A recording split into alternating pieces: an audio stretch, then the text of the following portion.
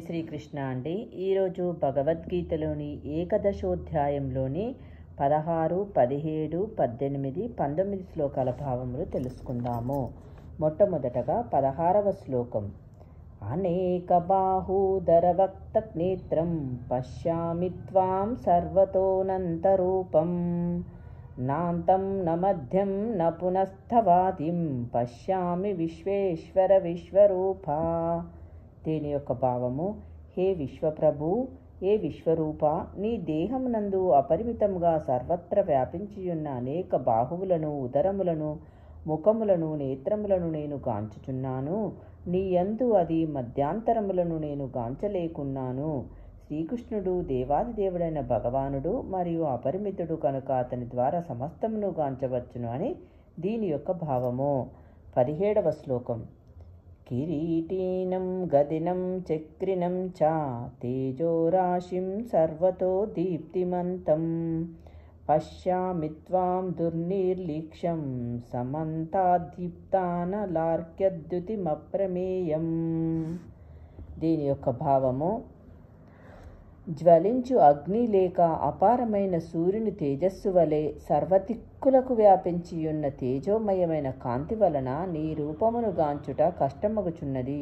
అయినను పెక్కు కిరీటముల చేతను, గదల చేతను, చక్రముల చేతను అలంకరింపబడిన నీ ఉజ్వల రూపమును సర్వత్రా నేను గాంచుచున్నాను అని భావము. ఇప్పుడు 18వ శ్లోకం.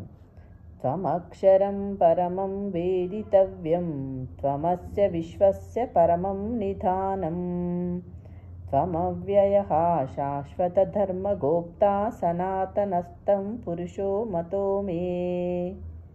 దీని యొక్క భావము: దివ్యమైన ఆదిధ్యేయము నీవే, విశ్వమంతటికి నీ పరమాధారము నీవే, అవ్యయుడవు మరియు సనాతనుడవు నీవే, శాశ్వత ధర్మరక్షకుడవు, దేవాది దేవుడవు నీవే, ఇదియే నా అభిప్రాయము అని దీని యొక్క భావము. ఇప్పుడు 19వ శ్లోకం.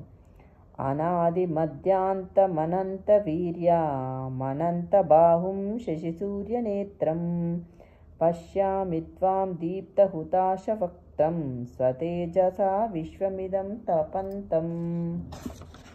దీని యొక్క భావము: ఆది మధ్యాంతరహితునిగను, అపరిమిత వైభవము గలవానిగను, అనేక బాహువులు గలవానిగను, సూర్యచంద్రుల నేత్రములు గలవానిగను, ప్రజ్వలించుచున్న అగ్ని వెలువడుచున్న ముఖము గలవానిగను, స్వదేశముతో ఈ సమస్త విశ్వమును తపింపజేయుచున్న వానిగను నిన్ను గాంచుచున్నాను.